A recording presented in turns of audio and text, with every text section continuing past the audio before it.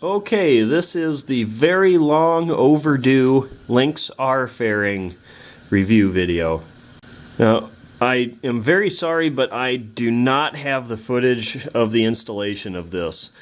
I recorded it, I put it on my computer, and I cannot find it anywhere. So that's the reason I haven't done the install video. But if you're thinking about getting one of these, it's very simple to install. You retain your factory gauge, which is back up inside there. It gives you a nice dashboard to put stuff on. I'll go over my modifications at the end of it. I'm just going to do this about what the kit comes with first. And the install instructions are great. There's pictures, very easy to follow. And the only thing I had trouble with during the install was cutting my fender. Now I ended up cutting it a little bit more than I needed to for clearance, but I can get a wrench up in there, and it doesn't really matter. You don't see it unless you're right up on top of it and I point it out. And it does fit this fender very, very nicely. So it looks like the bike should have come with it, really. The blinkers get relocated up higher. Now I went for the upgraded LEDs. So I think they're quite a bit brighter than the factory ones. I assume they are.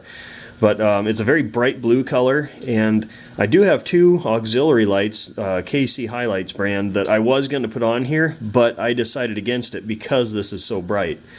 An option, well, it's not an option, a feature I should say that I like is that both lights are on all the time until you go high beam, and then it kicks that on from, I think it's like 15% to full.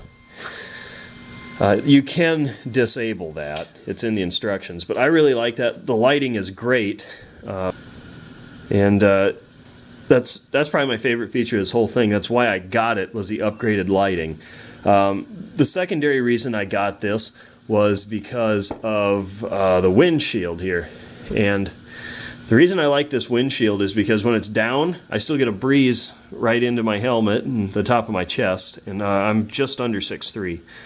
And then when I put it all the way up, my head is completely out of the wind. It takes a lot of the buffeting wind off of my shoulders, which helps reduce fatigue a lot.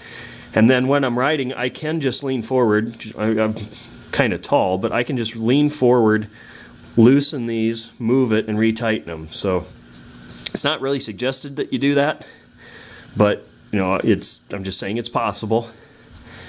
And I did notice, because it shears a lot of wind off this way too, there's a lot less wind hitting me in the stomach and the chest, just because it kind of pushes the air off towards the side, and then my hand guards grab a lot of it and throw it off too.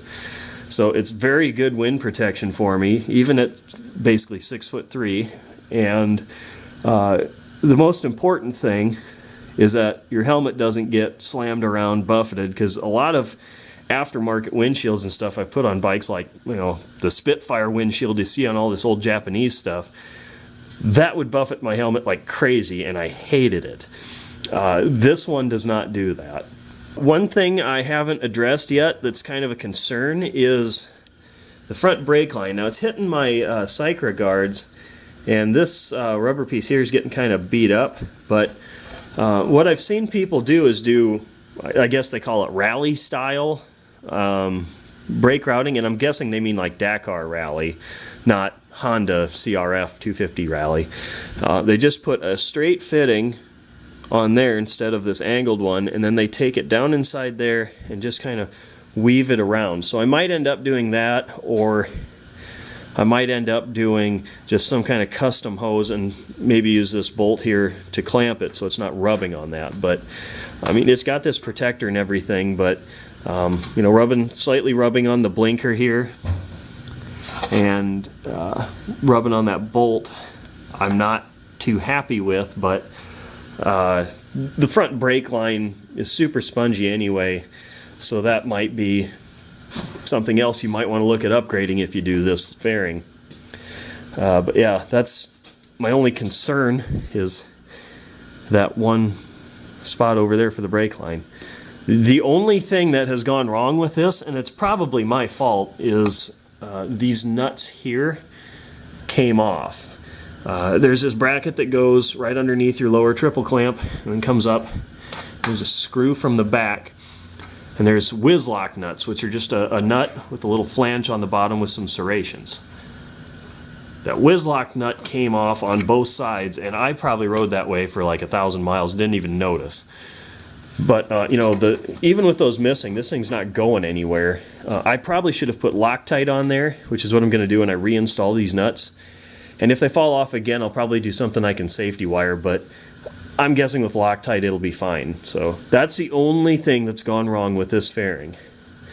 You know, the sticker kit is just my design. It comes with a bunch of different stickers. You can do it however you want. You know, this big red one, it comes with I think a black and a white also. And, you know, this white one's a sticker, and this black one's a sticker, and this red one's a sticker. So you can just kind of layer it up and do it however you want. That's just how I did it. You know, your style may vary. So yeah, but overall, it's great product. No complaints about it at all. Absolutely love it. And then now I'll show you my little personal touches to it, which this is one of the nice features of it too. You can do your own little custom dashboard. Now, I have my GPS on a RAM mount because I use it in the vehicle and other stuff, so I like to be able to take it off. But got a nice little dashboard area up here, and I've got my radiator temperature, and then I've got an hour meter and tach, a voltmeter, and then this under here is a waterproof SAE plug, and then the switch next to it is I can go up for battery. It's my horrible drawing of a battery, and this connects directly to the battery. So if I need to put a battery tender on here, flip the switch up to there, it goes right to the battery. And the center is off, so it's not connected to anything. And then down, that's a little symbol for contacts, because I've got a master control relay that supplies power to my GPS and my gauges and this, and you know, any other accessories I might add in the future. So here, if I've got that down and I've got like my USB charger hooked up to this in my tank bag, I'm out riding, I have the GoPro batteries in there, I shut the bike off, it turns that off so whatever I'm charging doesn't completely drain and kill the battery, because you'd be surprised how quickly a GPS or a simple phone charger can actually drain the little battery on this bike. So that's my little personal touches. The factory gauge isn't really any harder to see. The only reason it's harder for me to see is because I've got rocks risers and a bar pad on, but I usually go off of GPS speed anyway when I actually care to look. So yeah, there's the Lynx R fairing. You know, if you have any questions or want any specific information, just ask below on the video and I will do my best to get back to you.